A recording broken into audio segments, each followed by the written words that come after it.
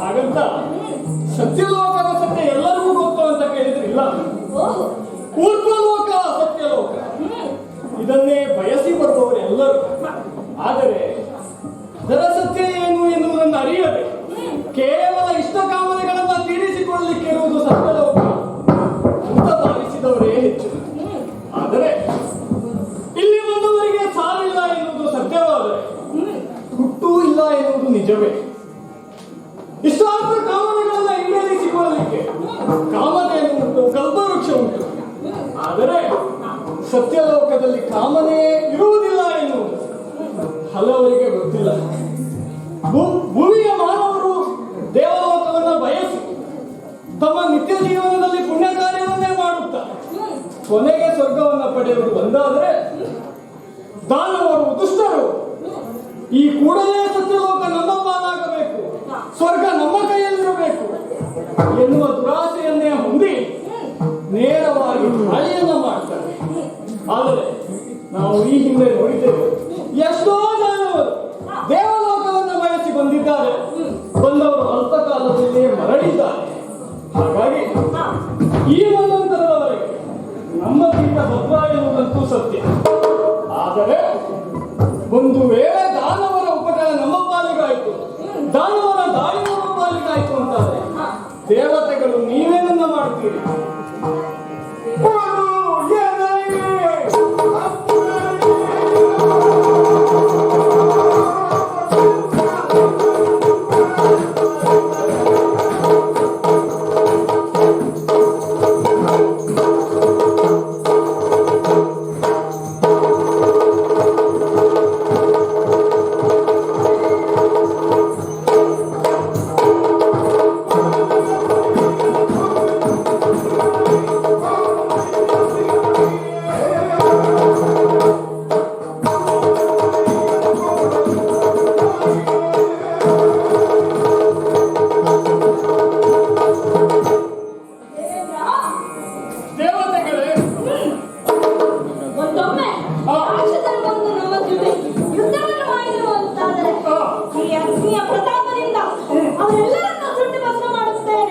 ಅಗ್ನಿ ಕೇವಲ ದೀಪಕ್ಕಲ್ಲ, ಸುಡುವುದಕ್ಕೂ ಜ್ವಾಲೆಯಾಗುವುದಕ್ಕೂ ಸಿದ್ಧ ಎನ್ನುವುದನ್ನು ತೋರಿಸಿದೆ.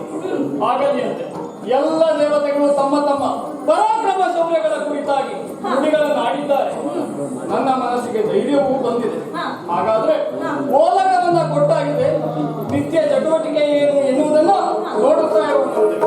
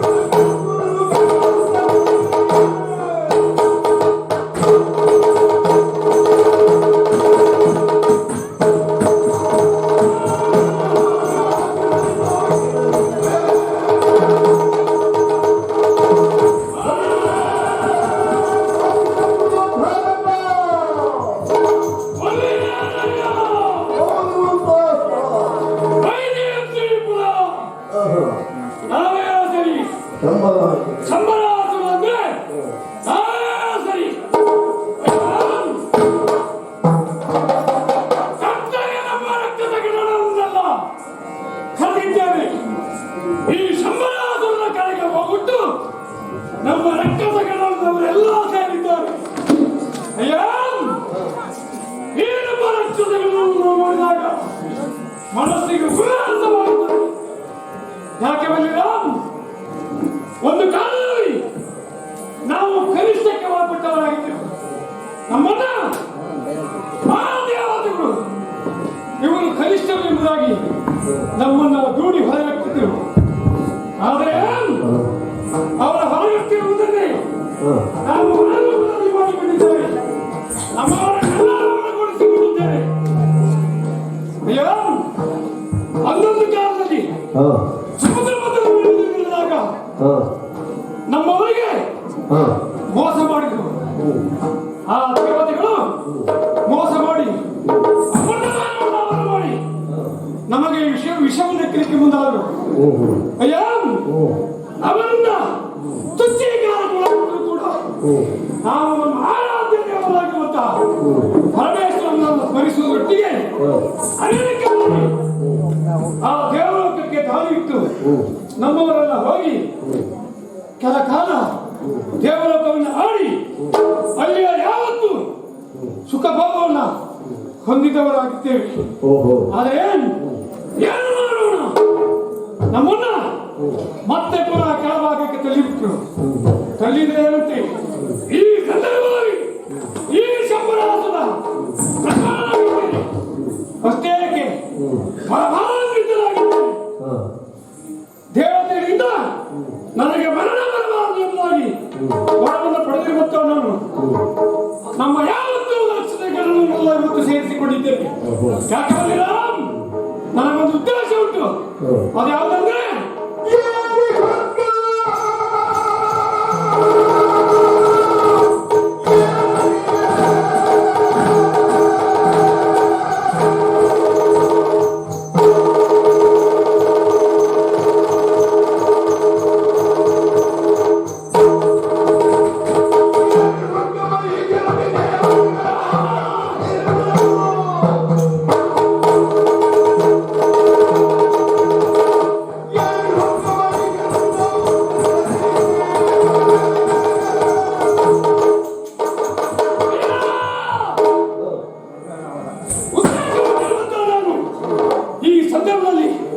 ನಮ್ಮವನ್ನೆಲ್ಲ ಸೇರಿಸಿಕೊಂಡಿದ್ದೇನೆ.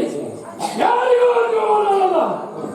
ಹಾಗಂತ ಹೀಗೆ ಸುಮ್ಮನೆ ಕುಳಿತಿರಾಗ್ತದೆ. ಅದಕ್ಕಾಗಿ ನೇರವಾಗಿ ದೇವಲೋಕಕ್ಕೆ ಸಾಗುತ್ತೇನೆ. ನಮ್ಮವರೆಲ್ಲ ಕೂಡಿಕೊಂಡು ದೇವಲೋಕಕ್ಕೆ ಹೋಗಿ ದೇವತೆಗಳೊಡನೆ ಹೋರಾಡಿ ಸಿಂಹಾಸನವನ್ನು ಸೇರಿಸಿಕೊಡ್ತೇನೆ. ಅದಕ್ಕೆ ನೇರವಾಗಿ ದೇವಲೋಕಕ್ಕೆ ಪ್ರಯಾಣ ಮಾಡ್ತೇನೆ.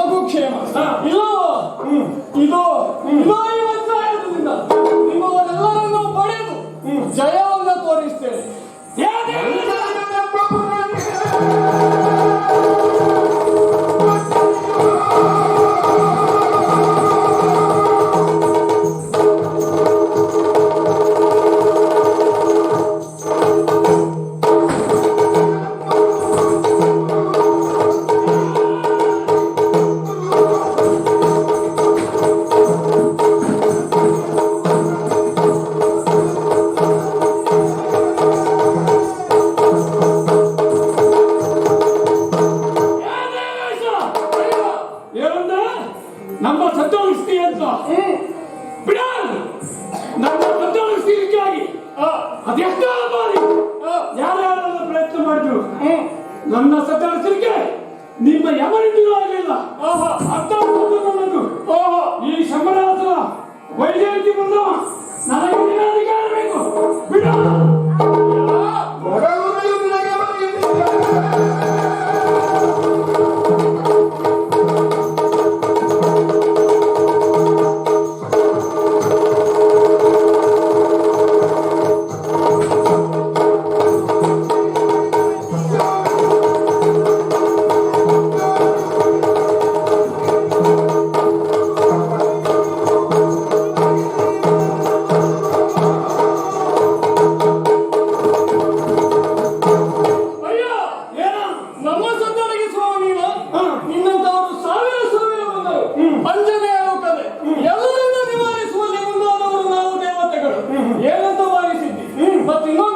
ಸ್ವರ್ಗವನ್ನೇ ನೀನು ಬಯಸುವುದಾದರೆ ಅದು ದುಷ್ಕೃತ್ಯ.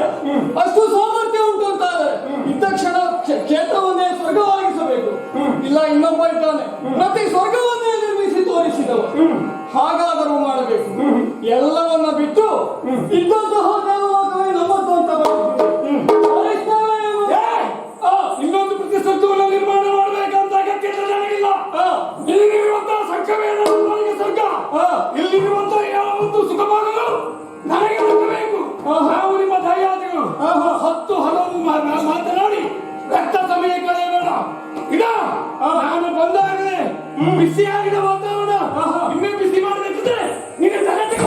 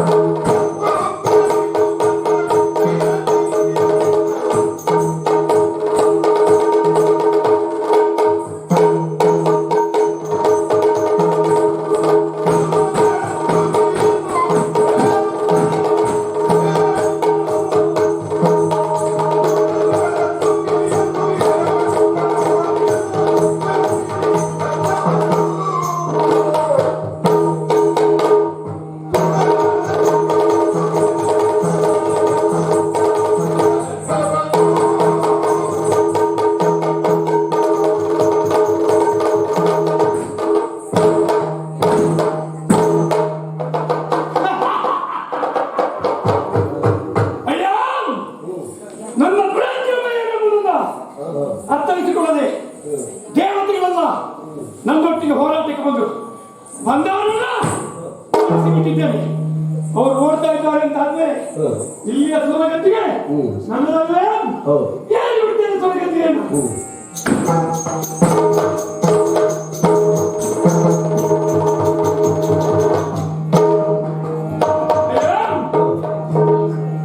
ಬಹಳ ಆಸೆಯಲ್ಲಿ ಮುಂದು ಈಡೇರಿದಂತಾಯ್ತು.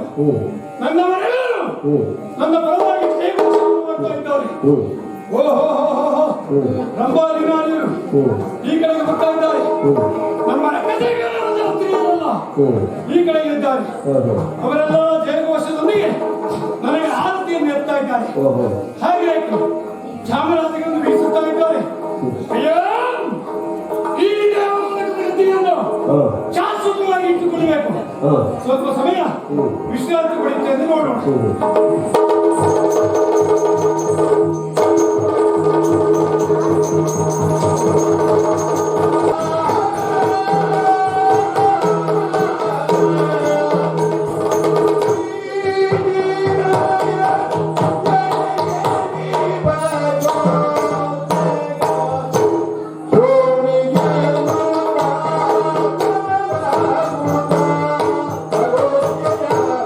Oh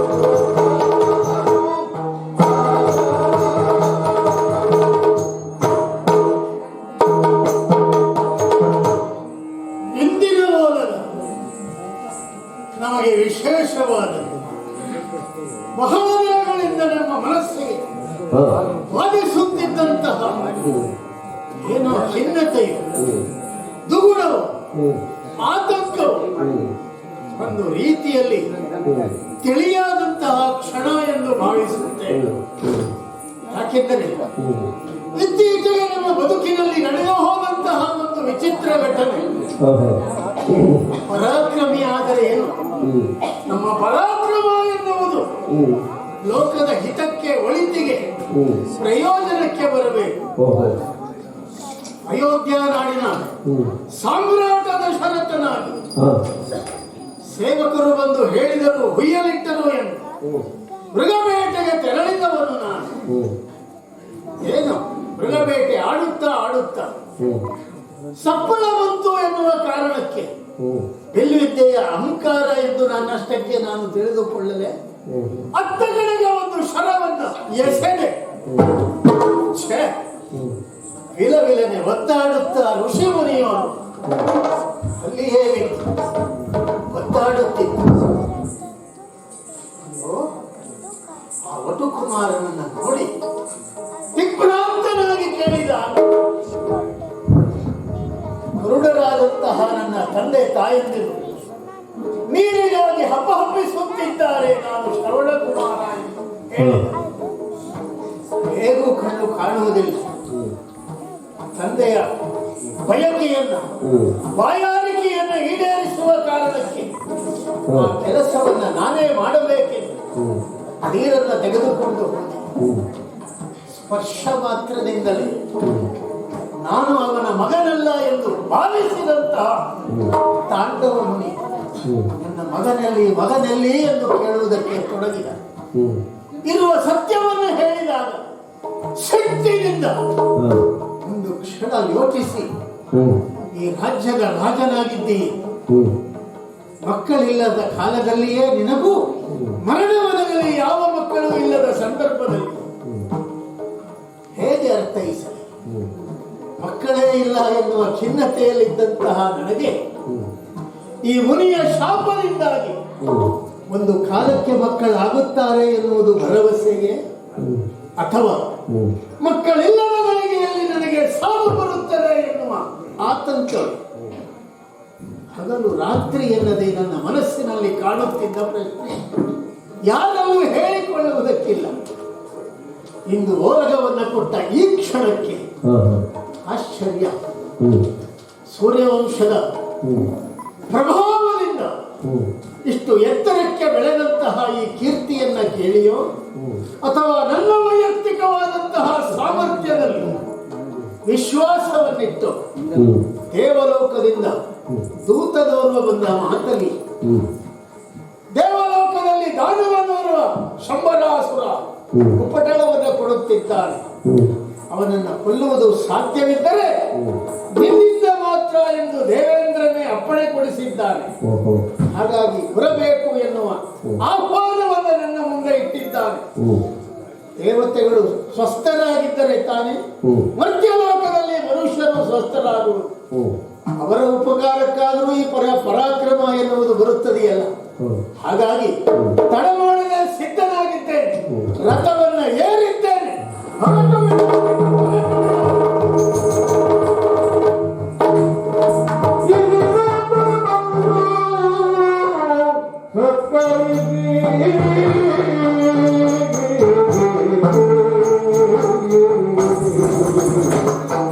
ನಿಮ್ಮ ಹೆಜ್ಜೆ ಮೇಲೆ ಹೆಜ್ಜೆಯನ್ನಿಟ್ಟು ನಿಮ್ಮ ನೆರಳಾಗಿ ಬಂದವಳಲ್ವೇ? ಈ ಅನಿಸಿಕೆ, ಈ ಇರಸಡಿಕೆ ಇದು ದೂರ ಹೊರಟಾಗಿದೆ. ದೂರ ಹೊರಟದ್ದು ತಾವು ಹೋಗುವಾಗ ನೀವು ಒಬ್ಬರೇ ಹೋದ್ರೆ ನಿಮ್ಮ ನರಕ್ಷಣವು ನಾನು ಬಿಟ್ಟಿದ್ದವಳಲ್ಲವಲ್ಲ. ಆ ಕಾರಣಕ್ಕಾಗಿ ನಿಮ್ಮ ನೆರಳಾಗಿ ನಿಮ್ಮ ಜೊತೆಗೆ ಬರಲಾ ಅಂತ ಕೇಳುವುದು. ತಾವು ಹೋಗುದಿದ್ರೆ ಓ, ನಿನ್ನನ್ನು ಕರೆದೊಯ್ಯಬಹುದಾದ ಸ್ಥಳಗಳಿಗೆಲ್ಲ ಇದುವರೆಗೆ ನಾನು ಕರೆದುಕೊಂಡು ಹೋದವನ್ನೇ, ಬಿಟ್ಟು ಹೋದವರೇ ಅಲ್ಲ. ನೀನು ಕೇಳುವುದೇನು, ನಾನೇ ಕೇಳಿದ್ದುಂಟು ಬರುತ್ತೀಯ? ಹೌದು.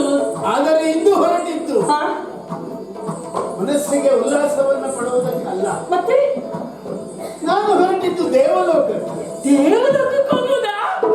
ಹಾಗಾದ್ರೆ ಈಗ ಓಡುವವರನ್ನು ದೂಡಿ ಬಿಟ್ಟಾಗಾಯ್ತು. ದೇವಲೋಕಕ್ಕೆ ಹೋಗುವುದು ದೇವಲೋಕ ಹೇಗಿದೆ ಅಂತ ನೋಡಿ ಬರುವುದಕ್ಕಲ್ಲ.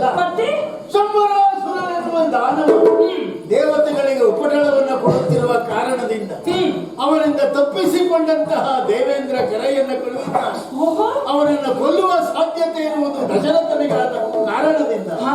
ನಮ್ಮ ಆಹ್ವಾನವನ್ನು ವಂದಿಸಿ ಬಂದು ದಾನವನ್ನ ಕೊಲ್ಲಬೇಕು ಎಂದು ಆಹ್ವಾನವನ್ನ ಕಳುಹಿದ್ದಾನೆ. ಓಹೋ, ಯುದ್ಧಕ್ಕೆ ಹೊರಟಿದ್ದೆ. ಹೌದಾ? ಈ ದುರದ ಮಧ್ಯದಲ್ಲಿ ನೀನು ಏನು ಮಾಡಿ?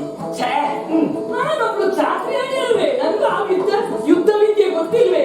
ಅದಕ್ಕಿಂತಲೂ ಹೆಚ್ಚಾಗಿ ನಿಮ್ಮ ಸ್ವಭಾವವನ್ನು ನಾನು ಅರಿತವಳಲ್ವೇ? ಗಂಧದ ಕೊರಡಿನ ಹಾಗೆ ತನಗೂ ಶ್ರಮ ಆದ್ರೆ ಈ ಊರಿಗೆ ಪರಿಮಳ ಬರಬೇಕು, ದೀಪದ ಬತ್ತಿಯಂತೆ ತನ್ನನ್ನೇ ತಾನು ಸುಟ್ಟುಕೊಂಡು ಲೋಕಕ್ಕೆ ಬೆಳಕನ್ನು ಕೊಡಬೇಕು ಎನ್ನುವ ಧ್ಯೇಯ ಧೋರಣೆಯನ್ನು ಹೊತ್ತ ನಿಮಗೆ ದೀಪದ ಬತ್ತಿ ನೀವಾದ್ರೆ ಎಲ್ಲಿ ನಾನಾದ ತೊಂದರೆ ಏನು? ನನಗೆ ತೊಂದರೆ ಎನ್ನುವುದಲ್ಲ ಇಲ್ಲ. ಹಾ, ಅಂತಹ ಸಂದರ್ಭದಲ್ಲಿ ಹಾ. ಘೋರ ದಾನವನೊಂದಿಗೆ ನಾನು ಯುದ್ಧವನ್ನು ಮಾಡುವ ಹೊತ್ತಿನಲ್ಲಿ ಹೆಣ್ಣಾದ ನನಗೆ ಅಲ್ಲಿ ಕೆಲಸ ಇಲ್ಲ ಅಂತ. ಕೆಲಸ ಉಂಟು ನನಗೆ. ನೀವು ಯುದ್ಧ ಮಾಡುವುದನ್ನು ನೋಡುವುದೇ ಕಣ್ಣಿಗೊಂದು ಹಬ್ಬದ ಊಟ. ನಾನು ನೀನು ಬರುವುದು ಬೇಡ ಅಂತ ಹೇಳಿದ್ರೆ ಆ ಬೇಡ ಅಂತ ಹೇಳಿದ್ರೆ ನನ್ಗೆ ನನ್ನ ಆಸೆ ಚೌಕಿದಾಗ ಆಗುದಿಲ್ವಾ? ಸಂಭ್ರಮವನ್ನು ನೋಡುವ ನಾನು ಇದು ತನಕ ನಿಮ್ಮೊಂದಿಗೆ ಎಲ್ಲಿಗಾದ್ರೂ ಬಂದದ್ದುಂಟ ಹೇಳಿ? ನಿನಗೂ ಅಲ್ಲಿಲ್ಲ. ಅಲ್ಲ, ಬಂದಿದ್ದೇನೆ. ಇಂತಹ ಸಂದರ್ಭದಲ್ಲಿ ಯುದ್ಧ ವಿದ್ಯೆಗಳನ್ನೆಲ್ಲ ನೋಡುವುದಕ್ಕೆ ಬಂದಿದ್ದೇನೆ ನಾನು.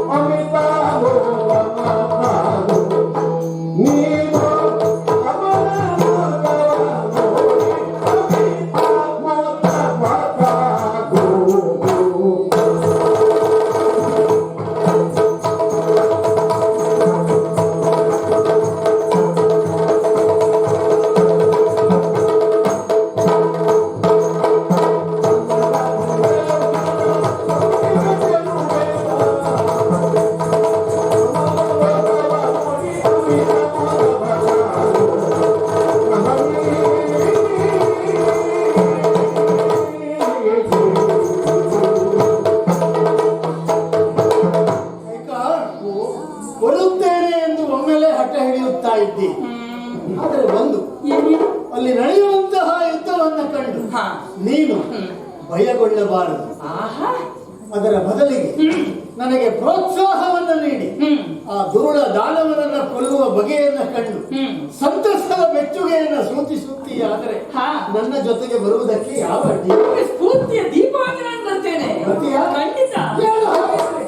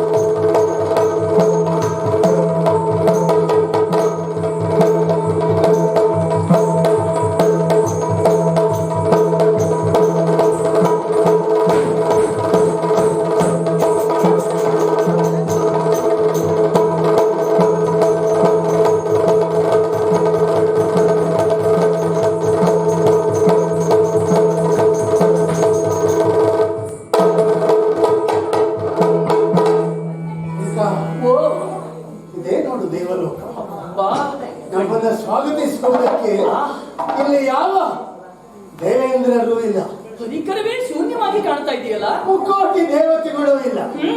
ನಾವಿಲ್ಲಿ ಬಂದಿದ್ದು ದೇವತೆಗಳು ನಮ್ಮನ್ನ ಸ್ವಾಗತಿಸುತ್ತಾರೆ ಅಂತಲ್ಲ, ಸರ್ವತಾ ಅಲ್ಲ, ದೇವತೆಗಳ ಗೋಳುತ್ತಿರುವಂತಹ ದಾನವರನ್ನು ವರ್ಧಿಸುವುದಕ್ಕೆ. ಹೌದು. ನೋಡು ನೋಡು ನೋಡು, ಸಭೆ ಕತ್ತಲಾಗಿದೆಯಲ್ಲ, ಆದರೆ ದೇವಲೋಕದಲ್ಲೂ ಹೀಗಾಗ್ತದೆಯಾ? ಇಂದ್ರನ ಸಿಂಹಾಸನದ ಮೇಲೆ ಸ್ವರ್ಗತಿಗೆ ಕುಳಿತಿದ್ದಾನೆ. ಏನಿಲ್ಲ, ನಾನಿದ್ದೇನೆ. ದಾನವನನ್ನು ಹೇಗೆ ಸಂಹರಿಸಬೇಕು ಎನ್ನುವುದು ನನಗೆ ತಿಳಿದಿದೆ. ಆದ್ದರಿಂದ ದಾನವನ ಸಮೀಪಕ್ಕೆ ಹೋಗೋಣ ಅಂತಾರೆ.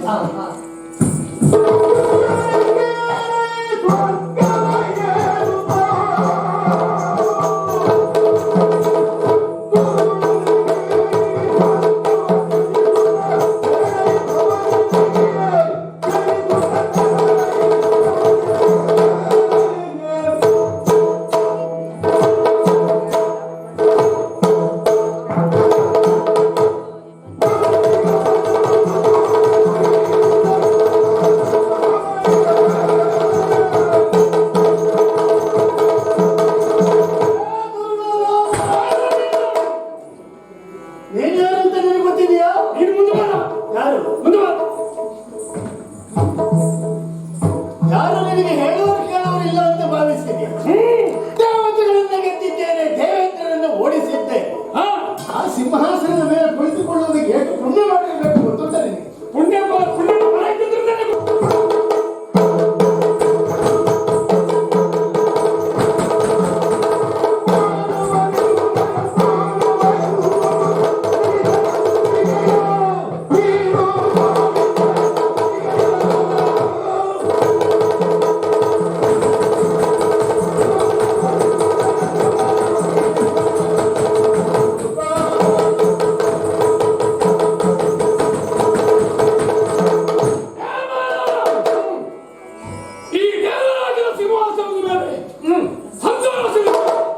ವಿಜೃಂಭಿಸುತ್ತಿರುವಂತಹ ಸಂದರ್ಭದಲ್ಲಿ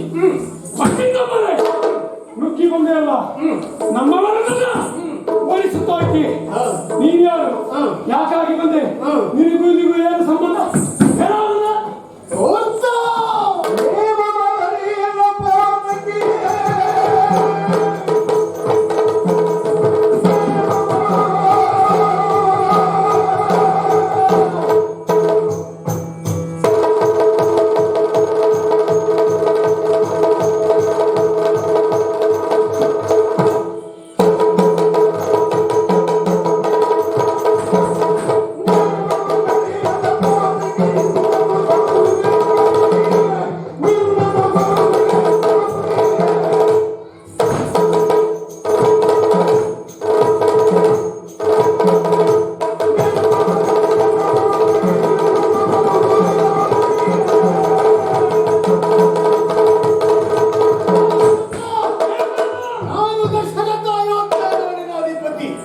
ದೇವತೆಗಳ ಪರವಾಗಿ ನಿನ್ನನ್ನು ಕೊಲ್ಲುವುದಕ್ಕಾಗಿ ಬಂದವನು. ಯೋಗ್ಯತೆ ಇದ್ದರೆ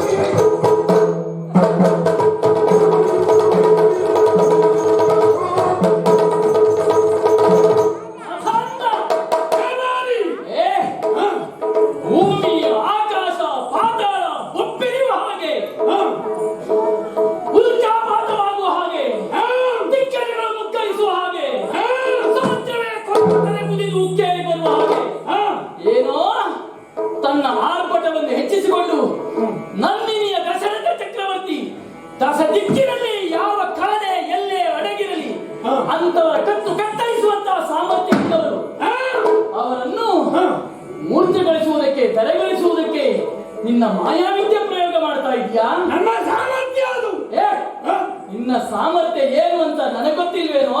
ಏನು? ನೊಂದುವ ದೀಪಕ್ಕೆ ಪ್ರಕಾಶ ಹೆಚ್ಚಂತೆ. ಹಾಗೆಯೇ ನನ್ನ ಅರಸ ಹೇಳಿದ ಹಾಗೆ ಇನ್ನು ಅರಕ್ಷಣದಲ್ಲಿ ನೀನು ಈ ಪ್ರಪಂಚದ ಋಣವನ್ನು ತೀರಿಸ್ತೀಯ ಎನ್ನುವುದಕ್ಕೆ ಇದೇ ಸಾಕ್ಷಿ.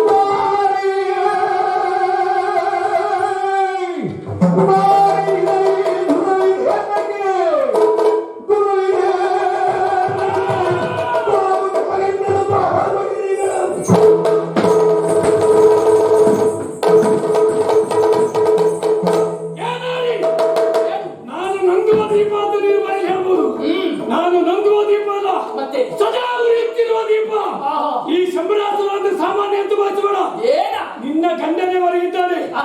ನೀನ್ ಯಾವ ಲೆಕ್ಕ ನನ್ನೊಟ್ಟಿಗೆ ದೂರ ಕೊಡ್ತೀಯ?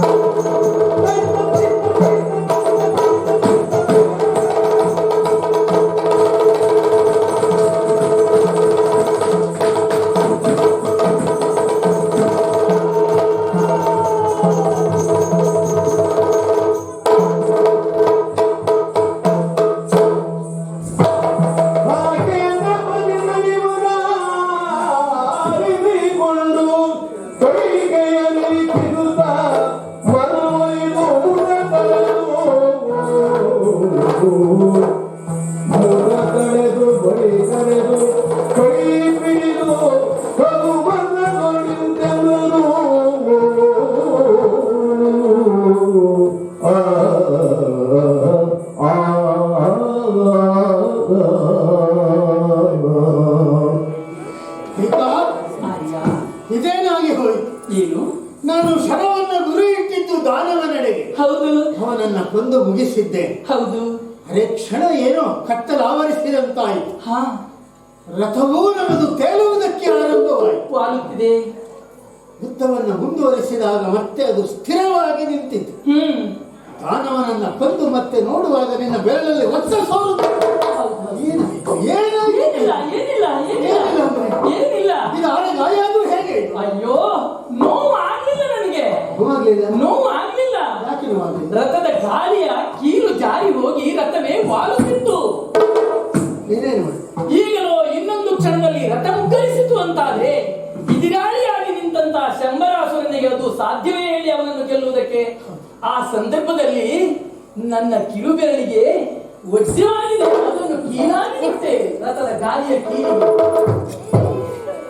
ಮೆಚ್ಚಿದೆ ನಾನಿನಗೆ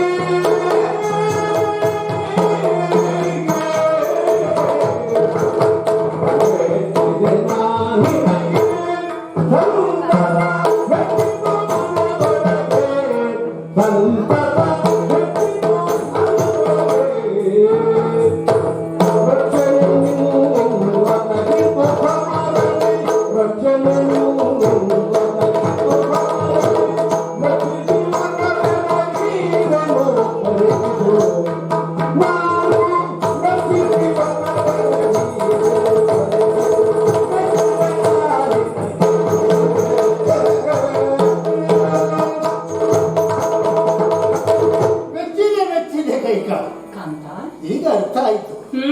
ಎಲ್ಲವೂ ಆ ದೈವ ಸಂಕಲ್ಪ. ಖಂಡಿತ.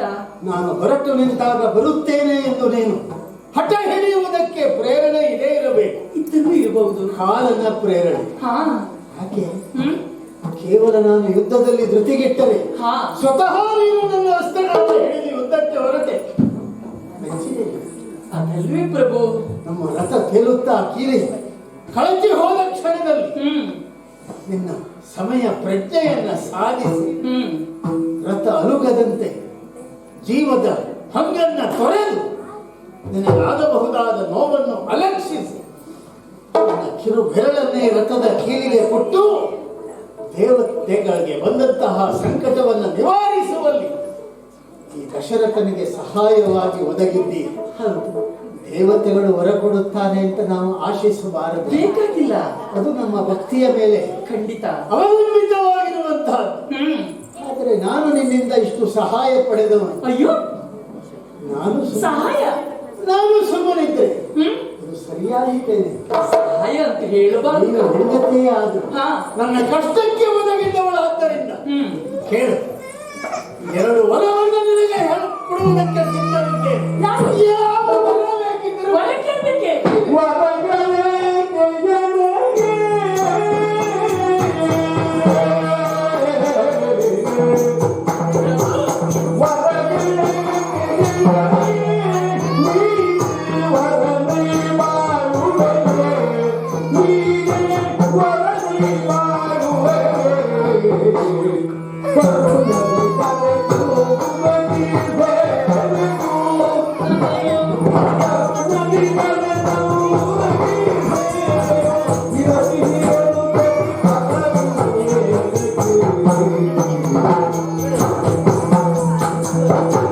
ಪ್ರಭು, ವರ ನಾನು ಸಹಕರಿಸಿದ್ದು ನನ್ನ ಸಂತೋಷದಿಂದ ಕೊಡುತ್ತಾ ಇದ್ದೆ. ಖಂಡಿತ ಇನ್ನೊಮ್ಮೆ ಆ ಮಾತುಗಳನ್ನು ಹೇಳ್ಬೇಕು. ಇದರಿಂದ ಆದಂತಹ ಸಹಾಯ ಕೇವಲ ಈ ದಶರಥನಿಗೆ ಆದ ಸಹಾಯ ಅಲ್ಲ, ಮುಕ್ಕೋಟಿ ದೇವತೆಗಳಿಗೆ ಅವರ ಅರಸನಾದ ಇಂದ್ರನಿಗೆ ಒದಗಿದಂತಹ ಸಹಾಯ.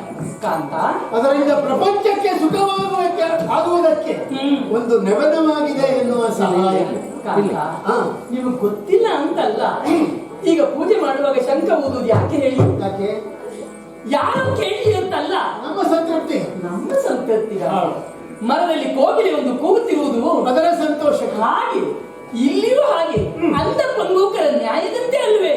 ಆದರೂ ಒಂದಿದೆ, ಅಂಧನಿಗೂ ಪಂಗುಕನಿಗೂ ಒಂದೇ ಗುರಿಯನ್ನು ತಲುಪಬೇಕಾದ್ರೆ ಕುಂಟನಿಗೆ ಕುರುಡನಾಧಾರ, ಕುರುಡನಿಗೆ ಕುಂಟನಾಧಾರ. ಗುರಿಯನ್ನು ತಲುಪಿದಲ್ಲಿಗೆ ಅವರ ಮೋಕ್ಷ ಸಾಮ್ರಾಜ್ಯವನ್ನು ಸೂರೆಗೊಳ್ಳುವುದಕ್ಕೆ ಸಾಧ್ಯ ತಾನೆ. ನಿಮ್ಮ ನನ್ನ ಸಹಾಯ ಇದಲ್ಲ. ನಾ ಬಂದದ್ದಕ್ಕೆ, ನನಗೆ ಈ ಸಂಭ್ರಮವನ್ನು ಕೊಟ್ಟದ್ದಕ್ಕೆ ನಾನು ಕರ್ತವ್ಯ ನಿಮ್ಮ ಜೊತೆಗಿದ್ದೇನಲ್ಲ, ಹಂಚಿಕೊಂಡವಳಲ್ಲ. ಅದಕ್ಕಾಗಿ ನಾನು ಸಹಾಯ ಅಂತಲ್ಲ ಕೆಲಸ ಮಾಡಿದೆ. ಹಾಡುಗಾರ ಆರಂಭದಲ್ಲಿ ತನ್ನ ಆತ್ಮ ಸಂತೋಷಕ್ಕಾಗಿ ಹಾಡುತ್ತಾನೆ. ಹಾಡುತ್ತಾ ಅವನು ಹೆಚ್ಚು ಜನರನ್ನ ವಿಜೃಂಭಿಸಿ ಸಂತುಷ್ಟಗೊಳಿಸುವುದಕ್ಕೆ ಆರಂಭಿಸಿದಾಗ ಆ ಸಂತುಷ್ಟರಾದಂತಹ ಜನರು ಅವರನ್ನು ಹರಸದೆ ಹೋದರೆ ಅಂತರಂಗದಲ್ಲಿ ಒಂದು ರೀತಿಯ ಕೀಳರಿಮೆ ಇರುತ್ತದೆ. ನೀನು ನಿನ್ನ ಸಂತೋಷಕ್ಕಾಗಿ ಮಾಡಿದ್ದೇ ಹೋದಾದರೂ ನೀನು ಮಾಡಿದಂತಹ ಈ ದೊಡ್ಡ ತ್ಯಾಗವನ್ನು ನನ್ನಂತವನು ಗುರುತಿಸಲಿಲ್ಲ ಅಂತ ಆದರೆ ಚಿಕ್ಕವಳಾಗುವುದು ನೀನಲ್ಲ, ನಾನು ಚಿಕ್ಕವನಾಗ್ತೇನೆ. ಆದ ಕಾರಣ ನಿನಗೆ 2 ವರವನ್ನ ಮನ ಸಂತೋಷದಿಂದ ಕೊಡುವುದಕ್ಕೆ ನಾನು ಉದ್ಯುಕ್ತನಾಗಿದ್ದೇನೆ. ಕೇಳು ಚಕ್ರವರ್ತಿಗಳೇ, ದಾರ್ಶನಿಕ ಮನೋಭಾವನೆಯನ್ನು ತೋರಿದರು ಅಂತಾದ್ರೆ ಹೆಂಡತಿಯ ಔದತ್ಯತನ ಅಂತಾಗ್ತದೆ. ಚಕ್ರವರ್ತಿಗಳ ಮಾತು ಹೊರಬಿತ್ತು ಅಂತಾದ್ರೆ ಅದು ವೇದ ವಾಕ್ಯ, ಪ್ರತಿಯೊಬ್ಬರು ಘೋಷಿಸುತ್ತಾರೆ ಅದನ್ನು. ಅದಕ್ಕಾಗಿ ವರ ನನಗೆ ಬೇಕಂತಲ್ಲ, ನನ್ನ ಜೊತೆಯಲ್ಲಿ ನೀವೇ ನನ್ನ ವರನಿರುವಾಗ ನನಗೆ ಯಾಕೆ ಹೇಳಿ ಅದು ಬೇಕೆ ಅಂತಾದ್ರೆ ನಿಮ್ಮಲ್ಲಿಯೇ ನ್ಯಾಸವಾಗಿರ್ಲಿ ಅದು. ಈಗ ಬೇಡ, ಈಗ ಬೇಡವೇ ಬೇಡ. ನನಗೆ ಬೇಕಾದಾಗ ಕೇಳುತ್ತೀಯ. ಯಾವಾಗ ಬೇಕೋ ಸಂದರ್ಭ ಬಂದಾಗ ನನ್ನಂತೆ ಅಲ್ವಾ ಇರುವುದು, ನನ್ನಲ್ಲಿಯೇ ಅಲ್ಲ, ನಾನು ನಿಮ್ಮಲ್ಲಿ ಅಲ್ವಾ. ನೀ ಸೇರಿ ನಾನು ಸೇರಿ ಸಂಕೋಚವಾಗಿ ಕೇಳಬಹುದು. ಎಷ್ಟೊತ್ತಿಗೂ ನನ್ನದೇ ಆಗಿ ನನ್ನಲ್ಲಿ ಇರ್ತದೆ. ಹೌದು, ಸಂತೋಷ ಆಯ್ತಲ್ಲ. ಖಂಡಿತ. ದೇವೇಂದ್ರ ದೇವತೆಗಳು ನಮ್ಮನ್ನು ಆಹ್ವಾನಿಸುವುದಕ್ಕೆ ಕಾಯ್ತಾ ಇದ್ದಾರೆ.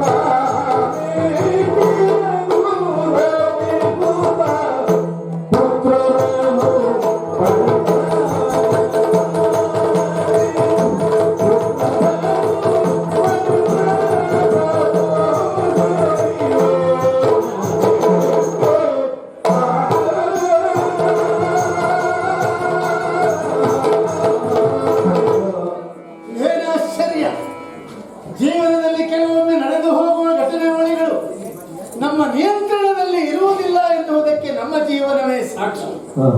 ಯಾಕೆಂದರೆ ದೇವಲೋಕದಲ್ಲಿ ಬಂದ ಆ ದಾನವನನ್ನು ಕೊಂದು ಮುಗಿಸಿ ಬರುವಾಗ ಮನಸ್ಸಿನಲ್ಲಿ ಇರುವ ನನ್ನ ಆತಂಕವನ್ನು ಗುರುಗಳಲ್ಲಿ ಹೇಳಿಕೊಂಡೆ.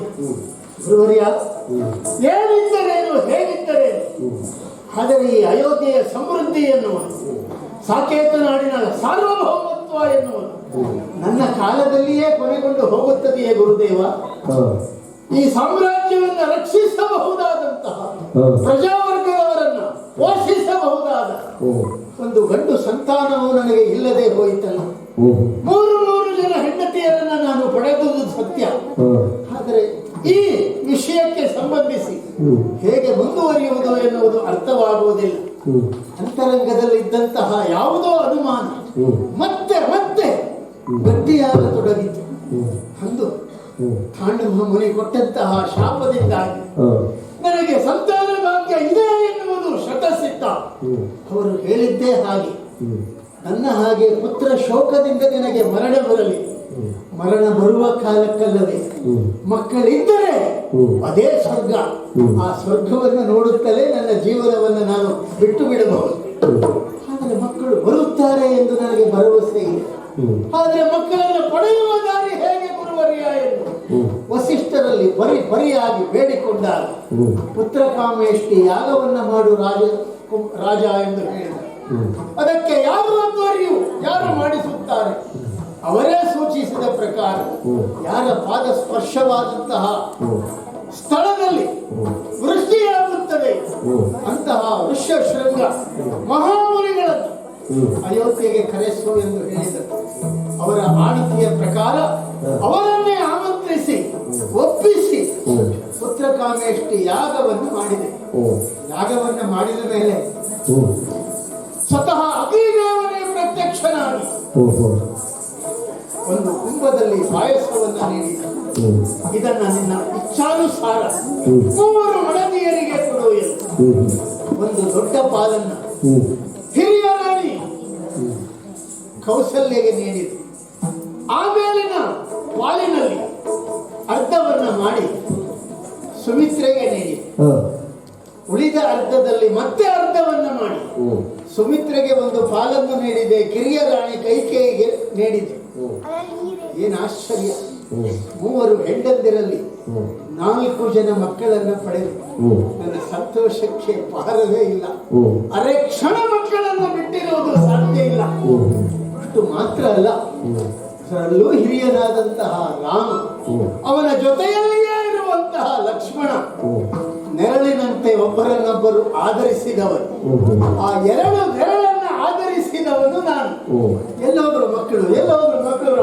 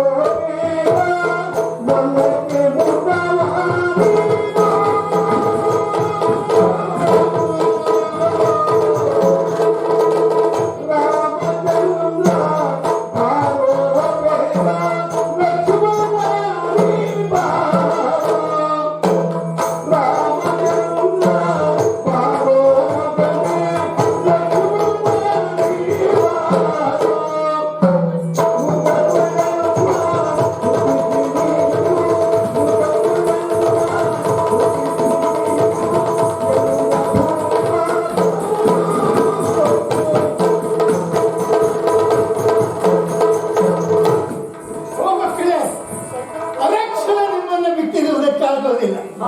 ಕೆಲವು ಸಾರಿ ಈ ನಾಡಿನಲ್ಲಿ ಆಡುವ ಮಾತು ನೆನಪಾಗುವುದುಂಟು.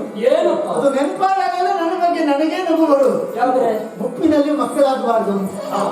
ಯಾಕೆಂದ್ರೆ ಅವರನ್ನು ಮಕ್ಕಳು ಅಂತ ಕರೆಯೋದು, ಮೊಮ್ಮಕ್ಕಳು ಅಂತ ಕರೆಯೋದು. ಈ ಮೊಮ್ಮಕ್ಕಳು ಕಂಡ್ರೆ ಅಜ್ಜರಾದವರಿಗೆ ಅತಿ ಪ್ರೇಮವಂತೆ. ಹಾಗೆ ನನಗೆ ಈ ಪ್ರಾಯದಲ್ಲಿ ಸಿಕ್ಕಿದ ನಿಮ್ಮ ಸಾಮೀಪ್ಯ ಎನ್ನುವುದು ಒಂದು ರೀತಿ ನೆರಳಿನ ಹಾಗೆ ನಿಮ್ಮ ಜೊತೆಗೆ ಅಂಟಿಕೊಂಡು ಬಿಟ್ಟಿದ್ದೇನೆ. ಮುಪ್ಪಿನಲ್ಲಿ ಮಕ್ಕಳಾದ ನೋಡು ನೋಡು, ಆ ಭರತ ಎಷ್ಟು ಕೆಲವರು ಬರುವುದಿಲ್ಲ ಅವನು. ನೋಡ್ತಾ ಇದ್ದಾನೆ, ಆಡುವುದು ಒಂದೇ ಅವನು. ಅವನ ಜೊತೆಗೊಬ್ಬ ಲಕ್ಷ್ಮಣ, ಶತ್ರುಘ್ನ. ಅವರಿಗೆ ನಿಮ್ಮ ಹಾಗಲ್ಲ, ಸ್ವಲ್ಪ ಸಣ್ಣವರು. ನನ್ನ ಕಂಡ್ರೆ ಭಯ ಅಂತ ಅಲ್ಲ, ಯಾಕಂದ್ರೆ ನನ್ನ ಗಜ ಹಿಡಿದು ಆಟ ಆಡೋರಲ್ಲ. ಅದು ಕ್ಷಣ ಸಿಕ್ಕಿದರೆ ಸಾಕು, ಅವರಿಬ್ಬರು ಜೊತೆಯಾಗಿ ಆಡು. ಹೌದು, ನಿನ್ನ ಬಗ್ಗೆ ನನಗೆ ಅಪಾರ ಹೆಮ್ಮೆ. ಯಾಕೆ ಗೊತ್ತಾ? ಮಕ್ಕಳು ಹಾಗಲ್ಲ, ನೀನು ದೊಡ್ಡವರು ಹಾಗೆ. ಎಷ್ಟು ಹೊತ್ತಿಗೆ ಕರೆದ್ರು ನೀನು ಬರ್ತಿ. ನೀನು ಹಾಗೆ ಬರುವುದರಿಂದ, ನಾನು ಹೇಳಿದ್ದನ್ನ ನೀನು ಕೇಳುವುದರಿಂದ ನನಗೆ ಮತ್ತೊಂದು ಲಾಭ ಇದೆ. ನಿನ್ನನ್ನು ಅನುಸರಿಸಿ ಇವನು ಬರ್ತಾನೆ. ರಾಮನನ್ನು ಕರೆದ್ರೆ ಲಕ್ಷ್ಮಣನನ್ನು ಕರೆಯಬೇಕು ಅಂತಿಲ್ಲ. ಅವನು ನೆರಳಿನೋಪಾಗೆ ನಿನ್ನ ಕಿರಿಯಮ್ಮ ನನ್ನಲ್ಲಿ ಒಮ್ಮೆ ಹೇಳಿದ್ದುಂಟು. ಭರತ ಅಳುತ್ತಾ ಬಂದ್ರೆ ಅವಳಿಗೆ ಎತ್ತಿಕೊಳ್ಳಬೇಕು ಅಂತ ಮನಸ್ಸಾಗುವುದಿಲ್ಲ. ಅಳುತ್ತಾ ಬರುವ ಭರತನನ್ನ ದೂಡುವುದು, ನಗುತ್ತಾ ಬರುವ ರಾಮನನ್ನು ಎತ್ತಿಕೊಳ್ಳುವುದು. ಅಮ್ಮನ ಪ್ರೀತಿ ಅಲ್ವಾ ಹಾಗೆ ಮಕ್ಕಳೇ, ನನಗೆ ಕ್ಷಣವು ಹೇಗೆ ಹೋಗುತ್ತದೆ ಅಂತ ಗೊತ್ತಾಗುವುದೇ. ದಿನವೂ ನಿಮ್ಮೊಟ್ಟಿಗೆ ಇರಬೇಕು ಅಂತ ಮನಸ್ಸಾಗ್ತಾ ಇತ್ತು. ಆದ್ರೆ ನಿಮ್ಮನ್ನು ಹೀಗೆ ನಾನು ಬಳಿಯಲ್ಲಿ ಕರೆದು ಮುದ್ದು ಮಾಡುತ್ತಾ ಇದ್ದೆ. ನೀವು ಕಲಿಯಬೇಕಾದ್ದೆಲ್ಲ ಕಲಿಬೇಕಲ್ವಾ? ಅಲ್ವಾ? ಹೋಗು. ವಸಿಷ್ಠರು ಹೇಳಿದ್ದಾರಲ್ಲ, ಎಲ್ಲ ಅಭ್ಯಾಸ ಮಾಡಬೇಕು, ಬುದ್ಧಿವಂತರಾಗಬೇಕು, ಎಲ್ಲ ಕಲಿಯಬೇಕು. ಮುಂದೆ ನೀವೆಲ್ಲ ಸೇರಿ ಈ ಅಯೋಧ್ಯ ಸಾಮ್ರಾಜ್ಯವನ್ನ ಎತ್ತರಕ್ಕೆ ಏರಿಸಬೇಕು. ಆಡಿಕೊಂಡು ಓದಿಕೊಂಡು ಸಂತೋಷದಿಂದ ಕಾಲ ಕಳೆಯಿರಿ. ನಿಮ್ಮ ಆಶೀರ್ವಾದಕ್ಕೆ ಅಂತ ನಾನು ನಮ್ಮ ರಾಜಕೀಯ ಹಾಗೆ ಮಕ್ಕಳೇ ಕಳೆದಾಗ ಬರಬೇಕು. ನಾನು ಕಳೆದಾಗ ಬರಬೇಕು.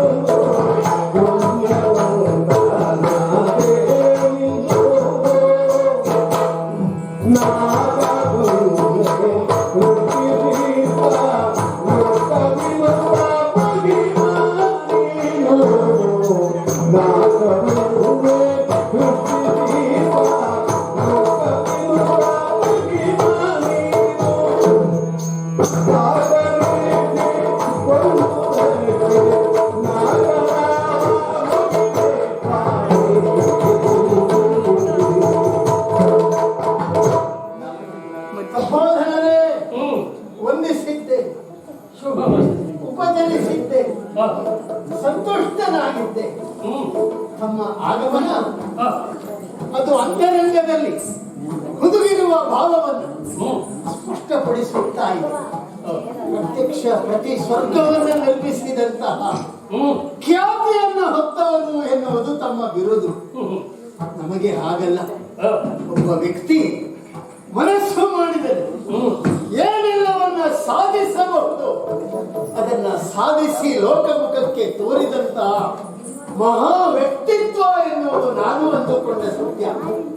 ಅಂತಹ ಒಂದು ಭವ್ಯವಾದ ದಿವ್ಯವಾದಂತಹ ವ್ಯಕ್ತಿತ್ವ ಈ ಅಯೋಧ್ಯೆಯವರೆಗೆ ಬರುವುದು, ಸಾಕ್ಯಾತ ನಾಡಿನ ಸಿಂಹಾಸನದ ಮುಂದೆ ನಿಲ್ಲುವುದು ಈ ರಾಜ್ಯದ ಪ್ರಭೆಯನ್ನ ಉಲ್ಬಣಗೊಳಿಸಿದೆ ಎನ್ನುವುದರಲ್ಲಿ ಎರಡು ಮಾತಿಲ್ಲ. ಹಾಗಾಗಿ ಕಂಡಾಕ್ಷಣವೇ ವಂದಿಸಿ ತಮ್ಮನ್ನು ಉಪಚರಿಸಿದ್ದೆ. ಈ ನಿಮ್ಮ ಶಿಷ್ಯನಿಂದ ಏನಾಗಬೇಕು ಎನ್ನುವುದು ಅಪ್ಪಣೆಯಾಗ ನಾನು ಮುಂದುವರಿಯುವುದು. ಏನಾಗಬೇಕು?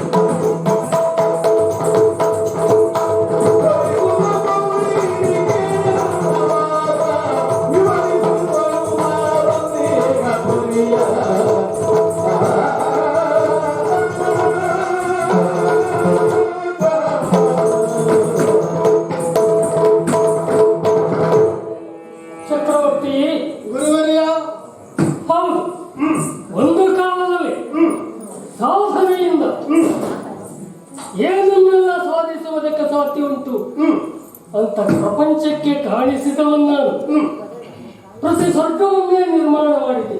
ಸಾಧಕರಿಗೆ ಪ್ರೇರಣೆಯಾದವ. ಹಾಗೆ ಸ್ವರ್ಗದತ್ತರಕ್ಕೆ ಏರಿದ ಚಕ್ರವರ್ತಿ ಇವರಿರೋದು. ಆದ್ದರಿಂದಲೇ ನಾನು ನಿಮ್ಮನ್ನೇ ಹುಡುಕಿಕೊಂಡು ಬರಬೇಕಾದ ದಶರಥ ಭೂಪತಿ ಯಾವಾಗಲೂ ಕಾಡು ಹಾಗೂ ನಾಡು ಇದು ಪರಸ್ಪರ ಒಂದಕ್ಕೊಂದು ಪೂರಕವಾದದ್ದು. ನೋಡುವುದಕ್ಕೆ ಬೇರೆ ಬೇರೆಯಾದರೂ ಅವರ ಮಧ್ಯದಲ್ಲಿರುವ ಅವಿನಾಭಾವ ಸಂಬಂಧ ಒಂದನ್ನೊಂದು ಪೋಷಿಸುತ್ತದೆ ಎನ್ನುವುದು ಸತ್ಯ. ಕಾಡು ಎಲ್ಲಿ ಸಮೃದ್ಧಿಯಾಗಿರುತ್ತದೆ ಆ ನಾಡು ಸುಭೀಕ್ಷವಾಗಿರುತ್ತದೆ. ಯಾವ ನಾಡಿನೆಲ್ಲ ಆಡಳಿತ ಸಾಂಗವಾಗಿ ಸರ್ವಾಭಿವೃದ್ಧಿಯಿಂದ ಸಾಗಿಸುವುದು ನಾಡು ಸುಭಿಕ್ಷವಾಗಿ ಅಲ್ವಾ? ಏನು ಮಾಡೋಣ, ಕೆಲವೊಮ್ಮೆ ಅದಕ್ಕೆ ವ್ಯತಿರಿಕ್ತತೆ ಬಂದಾಗ ನಮ್ಮಂಥವರು ಸ್ವತಃ ಕಾರ್ಯಕ್ಷೇತ್ರಕ್ಕೆ ಇಳಿಯಬೇಕಾಗುತ್ತದೆ. ನೀನು ಒಂದು ಕಾಲದಲ್ಲಿ ದೇವತೆಗಳಿಗೆ ಉಪಕಾರವನ್ನು ಮಾಡುವ ಉದ್ದೇಶದಿಂದ ಸ್ವರ್ಗಕ್ಕೆ ಹೋದೆ, ಶಂಬರಾಸುರನ್ನ ಕೊಂದೆ, ಹೌದಲ್ಲ? ಅಂತಹ ದಶರಥ ಚಕ್ರವರ್ತಿ ಈ ಹೊತ್ತು ತನ್ನ ನಾಡಿನ ಪಕ್ಕದ ಕಾಡಿನಲ್ಲಿ ಆಗುತ್ತಿರುವಂತಹ ಅವಘಡದ ಬಗ್ಗೆ ಗಮನ ಹರಿಸ್ತಾ ಇಲ್ಲವಲ್ಲ? ಕಾಡಿನಲ್ಲಿ ಅವಘಡ ನಮ್ಮ ಲಕ್ಷ್ಯಕ್ಕೆ ಬಾರ. ಅದೇ ನಿನ್ನ ಲಕ್ಷ್ಯಕ್ಕೆ ಗಮನಕ್ಕೆ ಬರಲೇಬೇಕಾದಂತಹ ಸಂಗತಿ. ಹಾ, ನಿನ್ನ ಅವಗಣನೆಗೆ ಒಳಗಾಗುವುದಕ್ಕೆ ಕಾರಣ ಏನು? ಏನು?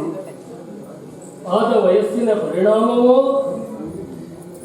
ಅಥವಾ ಅರಮನೆಯಲ್ಲಿ ಹುಟ್ಟಿದ ಮಕ್ಕಳ ಲಾಲನೆ ಪಾಲನೆಯಲ್ಲಿ ನಿನ್ನನ್ನೇ ನೀನು ಮರೆತೆಯೋ ನನಗೆ ಅರ್ಥ ಆಗಲಿಲ್ಲ.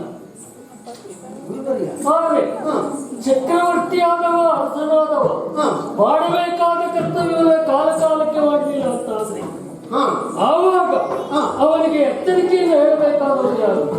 ತಮ್ಮಂತರು. ಅಲ್ವಾ? ವಸಿಷ್ಠರ ಮಂತ್ರಾಕ್ಷತೆಗೆ ಹಾಜರಾದಂತಹ ನೀನು ಈ ಹೊತ್ತು ಹೀಗಾದೆ ಅಂತಾದ್ರೆ ನಾವಾಗಿ ಇಲ್ಲಿಗೆ ಬರಬೇಕಾಗಿತ್ತು. ಅಂದ್ರೆ ಹಾ, ಅಯೋಧ್ಯೆಯ ಪಕ್ಕದಲ್ಲೇ ಇರುವಂತಹ ವನದಲ್ಲಿ, ಹಾ, ಋಷ್ಯಾಶ್ರಮದಲ್ಲಿ ಹಾ, ಎಲ್ಲೆಲ್ಲಿಯೂ ರಾಕ್ಷಸರ ಬಾಧೆ ಎನ್ನುವುದು ಹಾ, ನಮ್ಮ ಯಜ್ಞ ಯಾಗಾದಿ ಕಾರ್ಯಗಳಿಗೆ ಆತಂಕವನ್ನು ಉಂಟು ಮಾಡ್ತಾ ಇದೆ.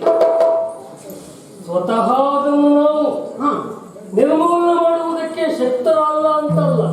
ಆದರೂ ಆದರೂ ಯಾರು ಮಾಡಬೇಕು ಅವರ ಮಾಡಬೇಕಾದವ ಅಸಾಧ್ಯನಾದ ಅಂತ ಆದ್ರೆ ಆವಾಗ ನಾವು ಕೈಗೆತ್ತಿಕೊಳ್ತೇವೆ ದಂಡವನ್ನು. ಯಾರಲ್ಲಿ ರಾಜದಂಡ ವಿಫಲ ಆದಾಗ ನಮ್ಮ ಧರ್ಮದಂಡ ಮೇಲೆ ಕೊಡ್ತದೆ. ಆದ್ದರಿಂದ ರಾಜದಂಡವನ್ನು ಒಮ್ಮೆ ಎಚ್ಚರಿಸುವ ಎನ್ನುವ ಉದ್ದೇಶದಿಂದ ನಾನು ಇಲ್ಲಿಗೆ ಬಂದದ್ದು ಸತ್ಯ. ಹೌದು. ಶಬರಮಣೆ ಸಿದ್ಧವಾಗಲಿ. ಚಕ್ರವರ್ತಿ, ಹಾ, ಕಾಡ ಪ್ರಾಣಿಯ ಬಾಧೆ ಅಲ್ಲ, ಹಾ. ಶವರ ಪಡೆಯನ್ನು ಕಟ್ಟಿಕೊಂಡು ಬರುವುದಕ್ಕೆ ಕೆಟ್ಟ ರಾಕ್ಷಸರ ಬಾಧೆ. ಓ, ಹಾ, ಆದ್ದರಿಂದ ಹಾ. ಸೇನೆಯೇ ಬೇಕು. ಹಾ, ಸೇನೆ ಬೇಕು ಅಂತ ಇಲ್ಲ, ಹಾ, ಸೇನೆಯ ಅಗತ್ಯ ಇಲ್ಲ, ಸೇನಾನಿಯೂ ಅಗತ್ಯ ಇಲ್ಲ. ಆಮೇಲೆ ಆ ಸೇನೆಯನ್ನು ಮುನ್ನಡೆಸುವಂತ ಚಕ್ರವರ್ತಿಯ ಅಗತ್ಯವೂ ಇಲ್ಲ. ಹಾ. ನೀನೊಮ್ಮೆ ಸಮ್ಮತಿಸಿದೆ ಅಂತ ಅಂದರೆ ದಶರಥ ಭೂಪತಿ ದಿನಕ್ಕೆ ಹುಟ್ಟಿದ್ದಾನಲ್ಲ ಒಬ್ಬ ಮಗ, ಈಗಾಗಲೇ ತನ್ನ ಬಾಲಲೀಲೆಯಿಂದಲೇ ಇಡೀ ಅಯೋಧ್ಯೆಯ ಪ್ರಜೆಯ ವರ್ಗದವರ ಮನಸ್ಸನ್ನು ಸಂಗ್ರಹಗೊಂಡವ. ವಸಿಷ್ಠರಲ್ಲಿ ವಿದ್ಯಾಭ್ಯಾಸವನ್ನು ಮುಂದುವರಿಸಿದ ಆ ನಿನ್ನ ರಾಮ, ಆ ರಾಮನನ್ನು ಕಳಿಸಿಕೊಟ್ಟೆ ಅಂತ ನಮ್ಮ ಕಾರ್ಯ ಸಾಧಿಸುವಾಗ ಗುರುವರ್ಯ, ಗುರುವರ್ಯ.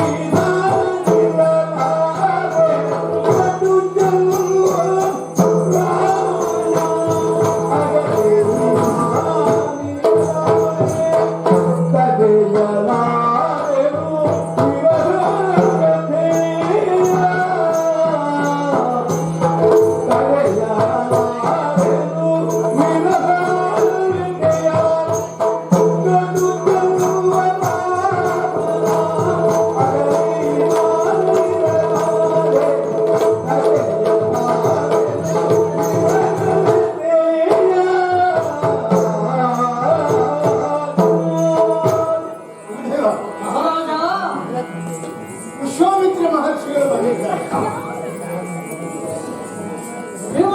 ವಸಿಷ್ಠರು ನಮಸ್ಕಾರ.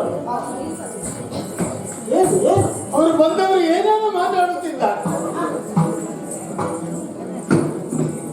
ಪಕ್ಕದ ಕಾಡಲ್ಲಿ ರಾಕ್ಷಸರ ಬಾಧೆ ಹೆಚ್ಚಾಗಿದೆ. ರಾಮನನ್ನು ಕಳಿಸು ಅಂತ ಕೇಳ್ತಿದ್ದ. ಏನು ಸಮಸ್ಯೆ ಈಗ?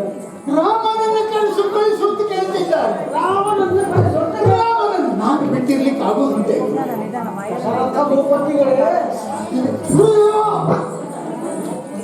ರಾಕ್ಷಸರ ಬಾಧೆ ಅದು ನಿವಾರಣೆ ಆಗಬೇಕು. ಯಾವುದೇ ಸ್ವಾರ್ಥ ಇಲ್ಲದೆ ಲೋಕ ಕಲ್ಯಾಣಕ್ಕಾಗಿ ತಪಸ್ಸನ್ನು ಆಚರಿಸುವ ನಮಗೆ ನೆಮ್ಮದಿ ಸಿಗಬೇಕು ಎಂತಾದರೆ ರಾಕ್ಷಸರ ವಧೆ ಆಗಲೇಬೇಕು.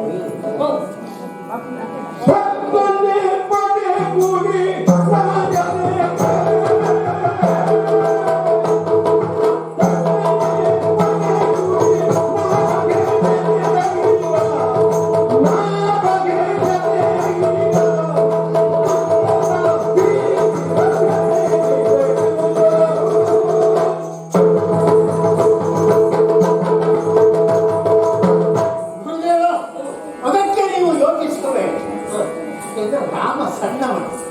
ಅವನಿಗೆ ಮೊನ್ನೆ ಬಿಲ್ಲು ಹಿಡಿಯುವುದು ಹೇಗೆ, ಬಾಣವನ್ನು ಹೊಡೆಯುವುದು ಹೇಗೆ ಎನ್ನುವುದನ್ನು ಸ್ವತಃ ವಸಿಷ್ಠ ಹೇಳಿಕೊಟ್ಟಿದ್ದಾನೆ. ಅಂತಹ ರಾಕ್ಷಸರನ್ನು ಕೊಲ್ಲುವಷ್ಟು ಶಕ್ತಿವಂತನಾಗಲಿಲ್ಲ ಇನ್ನು. ನಾನಿದ್ದೇನೆ ಸ್ವತಃ ಶಂಬರಾಸುರನನ್ನೇ ಕೊಂದು ಬಂದಂತಹ ನಾನು ನನ್ನ ಸೇನೆಯನ್ನು ಒಳಗೂಡಿ ಈ ಕ್ಷಣವೇ ಬರುತ್ತೇನೆ ಕಾಡಿಗೆ. ಅಲ್ಲಿರುವ ರಾಕ್ಷಸರನ್ನು ಸಂಪೂರ್ಣವಾಗಿ ನಿರ್ಮೂಲನೆ ಮಾಡಿ ಯಾಗಕ್ಕೆ ಸಂಪೂರ್ಣ ರಕ್ಷಣೆಯನ್ನು ನಾನು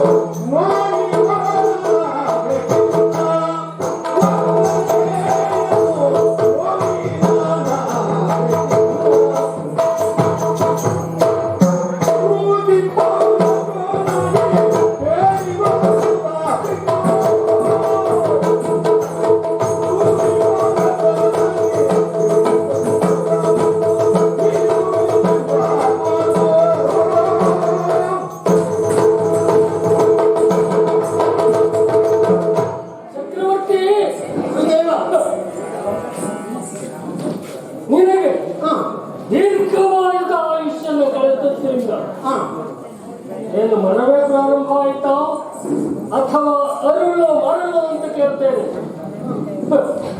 ನೀವೇ ಆದೀತು ಅಂತ ಆದ್ರೆ ನಾನು ಯಾಕೆ ರಾಮನನ್ನು ಕಳಿಸಿಕೊಡು ಅಂತ ಕೇಳ್ತಿದ್ದೆ. ಯಾರಿಂದಲೋ ಏನನ್ನೋ ಮಾಡಿಸುವ ಪ್ರವೃತ್ತಿ ಈ ವಿಶ್ವಾಮಿತ್ರನಂತಲ್ಲ. ಯಾರಿಂದ ಲೋಕದಲ್ಲಿ ಏನಾಗಬೇಕು ಅವರಿಂದಲೇ ಅದನ್ನು ಮಾಡಿಸಬೇಕಾದ್ರು. ರಾಮ ಏನು, ಅವನ ಯೋಗ್ಯತೆ ಏನು, ರಾಮ ಯಾರು ಇದನ್ನು ತಿಳಿದೇ ನಾನು ಬಂದಿದ್ದೇನೆ. ಆದ್ದರಿಂದ ಕಳಿಸಿಕೊಡುವುದಿದ್ರೆ ರಾಮನನ್ನು ಕಳಿಸಿಕೊಡು. ನೀನು ಬಂದು ನನಗೇನಾಗಬೇಕಾದ್ರೂ ಇಲ್ಲ. ನೀನು ರಾಮನ ಜೊತೆಯೇ ಇರು, ನನ್ನ ಕಾರ್ಯವನ್ನು ಹೇಳುವ ಸಾಧಿಸು. ಅಹಮಯದಿ ವಸಿಷ್ಠ ಮುನಿ ಬಂದು ಹೇಳಿದನು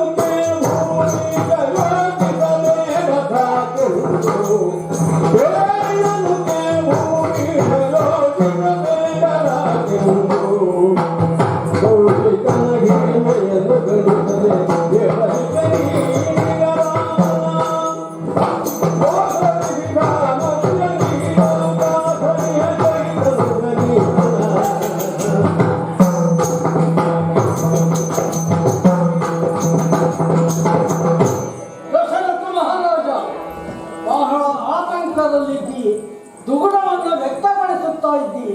ರಾಮನನ್ನು ಕಳಿಸಬೇಕು. ವಿಶ್ವಾಮಿತ್ರರು ಕೇಳಿದರು, ರಾಮನನ್ನು ಕಳಿಸಿಕೊಡು.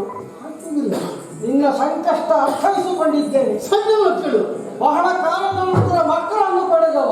ರಾಕ್ಷಸರನ್ನು ನೋಡ್ಲೇ ಇಲ್ಲ. ಮಕ್ಕಳನ್ನು ಬಿಟ್ಟಿರಲಿಕ್ಕೆ ನಿನಗೂ ಸಾಧ್ಯವಿಲ್ಲ. ನಾನೇ ಹೋಗಿ ಕೊಂದು ಆದರೆ ವಿಶ್ವಾಮಿತ್ರರು ಅಂದರೆ ಅವರೇನು ಸಾಮಾನ್ಯದವರು ಅಂತ ಭಾವಿಸಿದ್ದೀಯ? ಅವರ ಶಕ್ತಿ ಯೋಗ್ಯತೆ ಸರಿಯೇನಿಲ್ಲ. ನೀವು ಇದು ಯಾವುದೇ ರೀತಿಯ ಒಳಕನ್ನು ಪಡಬೇಡ. ನಿನಗೆ ನಾನು ಅವರ ಭರವಸೆಯನ್ನು ಕೊಡ್ತಾ ಇದ್ದೇನೆ. ಮಕ್ಕಳನ್ನು ನೀನು ಅವರೊಟ್ಟಿಗೆ ಕಳಿಸಿದರೆ ಭವಿಷ್ಯದಲ್ಲಿ ನಿನಗೆ ಬಹಳಷ್ಟು ಸಾಧ್ಯತೆಗಳನ್ನು ಪಡೆಯಲಿಕ್ಕೆ ಸಾಧ್ಯವಾಗುತ್ತದೆ. ಯೋಚಿಸಿ, ಇಲ್ಲಿ ಒಳುಕುವ ಬೇಡ. ರಾಮ ನನಗೆ ಮಾತ್ರ ಸಂಬಂಧಪಟ್ಟವ ಅಂತ ಭಾವಿಸಿ ಲೋಕಕ್ಕೆ ಆತನ ಅವಶ್ಯಕತೆ ಉಂಟು. ವಿಶ್ವಾಮಿತ್ರ ಮಹರ್ಷಿಗಳು ಹಾಗೆ ಹೇಳ್ತಾರೆ. ಖಂಡಿತವಾಗಿ ಇದರಲ್ಲಿ ಯಾವುದು ನಮ್ಮ ಮನೆ ಮಕ್ಕಳು ಎಲ್ಲರ ಮನೆ ಮಕ್ಕಳಾಗ್ತಾರೆ ಅಂತ ಹೆತ್ತವರಿಗೆ ಸಂತೋಷ. ಮುನಿ ವಸಿಷ್ಠನ ನುಡಿಗೆ ಒಲಿಯುತ್ತ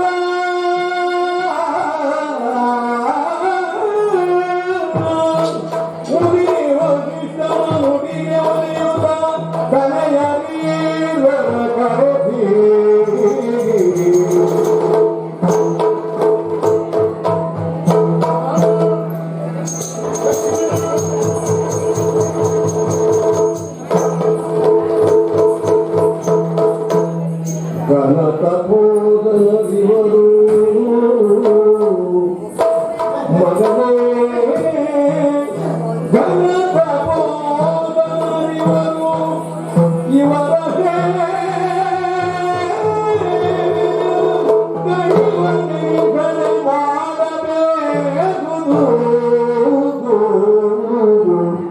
ಇವರ ಸೇವೆಗ ಗಣತಪೋರನರಿವರು ಇವರ ಸೇವೆಯ ಮಾಡಬೇಹುದು ಎಳಿಸಿರಿಷ್ಟಾರ್ಥಗಳು ದೊರೆಯುವುದೀ ಮಹಿಮನಿಂದ ಎಳುತ್ತಿದ ಇಷ್ಟಾರ್ಥಗಳು ದೊರೆಯುವುದು ಈ ಮಹಿಮನಿಂದ ಕಂದ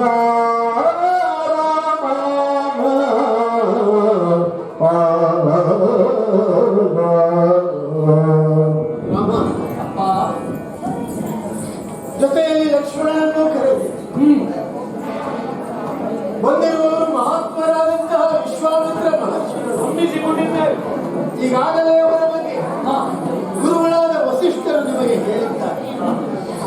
ಮಹಾ ತಪೋಧನರು ಇವರನ್ನು ಸದಾ ಸೇವಿಸಿದಲ್ಲಿ ನಮ್ಮ ಇಷ್ಟಾರ್ಥಿಗಳು ಸಿದ್ಧಿಯಾಗುತ್ತವೆ ಎನ್ನುವುದನ್ನು ಇಡೀ ಲೋಕಕ್ಕೆ ಈಗಾಗಲೇ ಕಾಣಿಸಿದ್ದಾರೆ. ಆದ್ದರಿಂದ ನಿಮ್ಮನ್ನ ಅವರ ಆಶ್ರಮಕ್ಕೆ ಕರೆದೊಯ್ದು ಅಲ್ಲಿ ಆಗುತ್ತಿರುವಂತಹ ರಾಕ್ಷಸರ ಬಾಧೆಯನ್ನು ನಿವಾರಿಸುವುದಕ್ಕೆ ನಿಮ್ಮನ್ನು ಸ್ವಚ್ಛಗೊಳಿಸುವುದಕ್ಕೆ ಬೇಕಾದ ಸಿದ್ಧಿಗಳನ್ನು ನಿಮಗೆ ನೀಡುವುದಕ್ಕೆ ಅವರು ಕಾತರರಾಗಿದ್ದಾರೆ.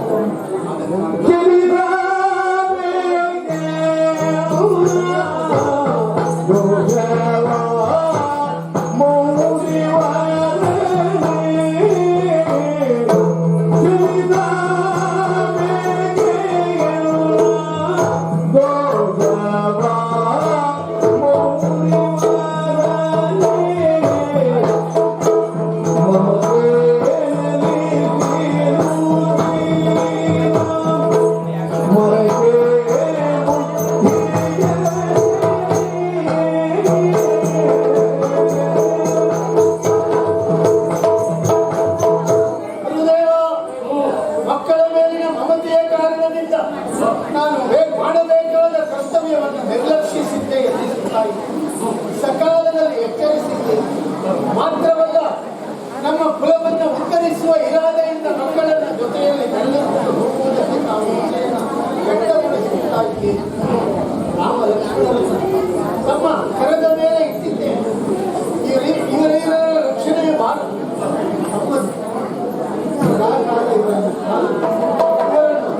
ಉತ್ತಮ ಪ್ರಜೆಗಳನ್ನು ರೂಪಿಸಬೇಕು ಎಂದು ಬಲವರಿರು ಬಲವಿನ ಸಮತಮುಪನೀರು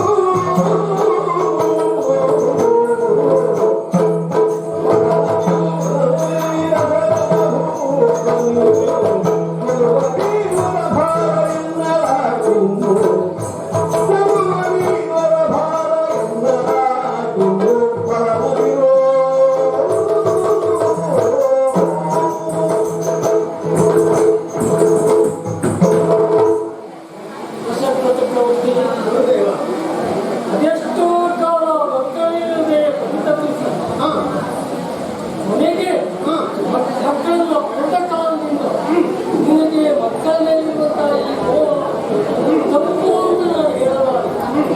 ಆದರೆ ಈ ತಂದೆ ತಾಯಿಗಳಿಗೆ ಮಕ್ಕಳ ಮೇಲೆ ಇರುವಂತಹ ಮೋಹ ಪ್ರೇಮ ಎನ್ನುವುದು ಅವರ ಬೆಳವಣಿಗೆಗೆ ಕಾರಣ ಆಗಬೇಕೆಂದ ಅದು ಬೆಳವಣಿಗೆಗೆ ಮಾರ್ಗ ಆಗಬೇಕಲ್ಲ.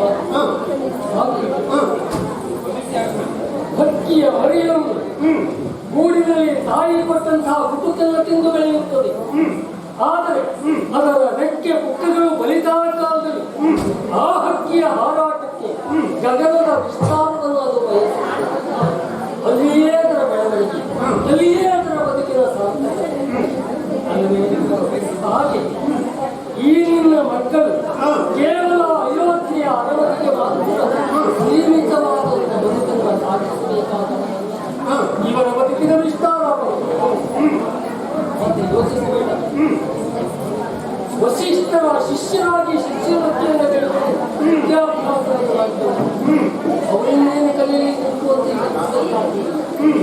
ಆ ದೃಷ್ಟಿಯಿಂದ ಯೋಚಿಸುವಾಗ ವಸಿಷ್ಠರಿಗಿಂತ ಮಿಗಿಲಾದ ವಿದ್ಯೆಯನ್ನು ಗಳಿಸಿದವರ ಯಾಕೆ ಒಂದು ಕಾಲದಲ್ಲಿ ಕ್ಷತ್ರಿಯರಾಗಿ ಶಾಸ್ತ್ರೀಯೋಚಿತ ವಿದ್ಯೆಯನ್ನು ಕರಗತ ಮಾಡಿಕೊಂಡವರು ಮಾತ್ರ ಅಲ್ಲ, ಇದೇ ವಸಿಷ್ಠ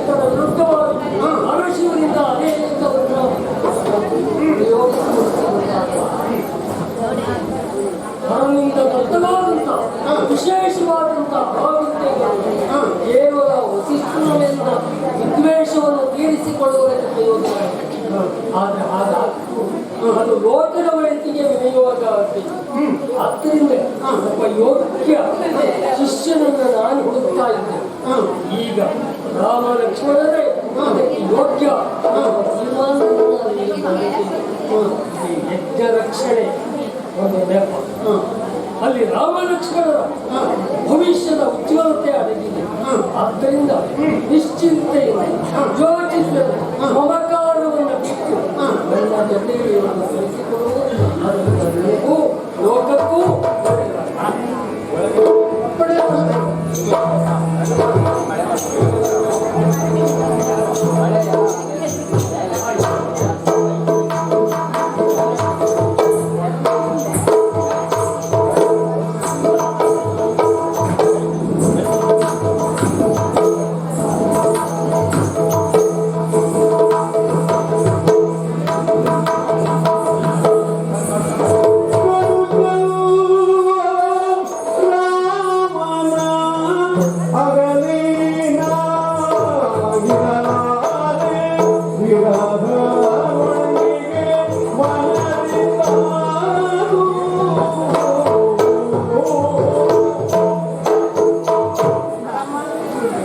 One is obey.